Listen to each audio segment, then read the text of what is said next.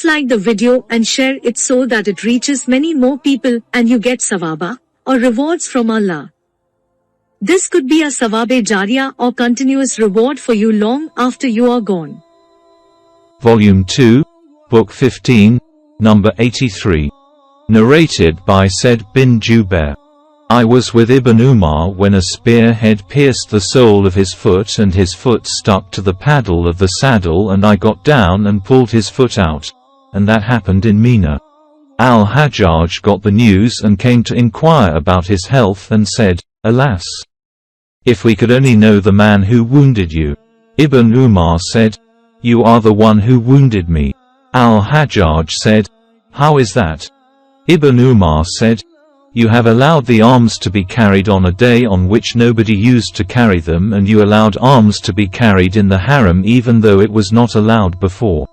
Volume 2, Book 15, Number 84. Narrated by Said bin Amr bin Said bin al-As. Al-Hajjaj went to Ibn Umar while I was present there. Al-Hajjaj asked Ibn Umar, How are you? Ibn Umar replied, I am all right. Al-Hajjaj asked, Who wounded you? Ibn Umar replied, The person who allowed arms to be carried on the day on which it was forbidden to carry them. He meant Al-Hajjaj. Volume 2, Book 15, Number 85. Narrated by Al-Bara. The Prophet delivered the khutbah on the day of Eid al-Adha, and said, The first thing we should do on this day of ours is to pray and then return and slaughter our sacrifices. So anyone who does so, he acted according to our sunnah.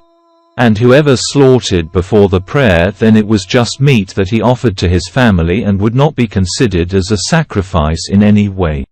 My uncle Abu Burda bin Nia got up and said, O Allah's Apostle, I slaughtered the sacrifice before the prayer, but I have a young she-goat which is better than an older sheep.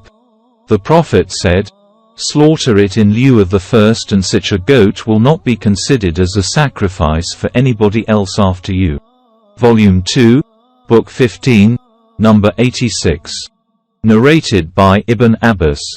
The Prophet said, No good deeds done on other days are superior to those done on these first 10 days of Dhul Hijjah. Then some companions of the Prophet said, Not even jihad. He replied, Not even jihad, except that of a man who does it by putting himself and his property in danger, for Allah's sake, and does not return with any of those things. Volume 2, Book 15, Number 87. Narrated by Muhammad bin Abi Bakr al-Thaqafi.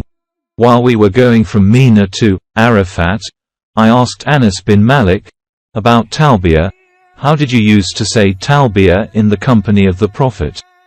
Anas said, People used to say Talbiyah and their saying was not objected to, and they used to say Takbir and that was not objected to either. Volume 2, Book 15, Number 88. Narrated by Atiyah. We used to be ordered to come out on the day of Eid and even bring out the virgin girls from their houses and menstruating women so that they might stand behind the men and say takbir along with them and invoke Allah along with them and hope for the blessings of that day and for purification from sins. Volume 2, Book 15, Number 89. Narrated by Ibn Umar. On the day of Eid al-Fitr and Eid al-Adha, a spear used to be planted in front of the Prophet as a sutra for the prayer, and then he would pray. Volume 2, Book 15, Number 90. Narrated by Ibn Umar.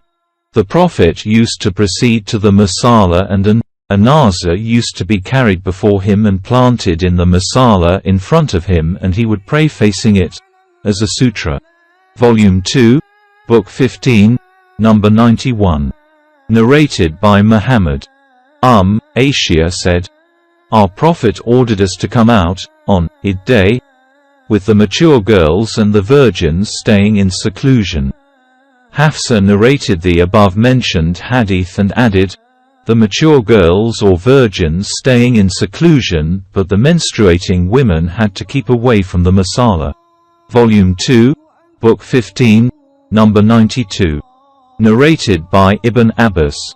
I, in my boyhood, went out with the Prophet on the day of Eid al-Fitr or Eid al-Adha.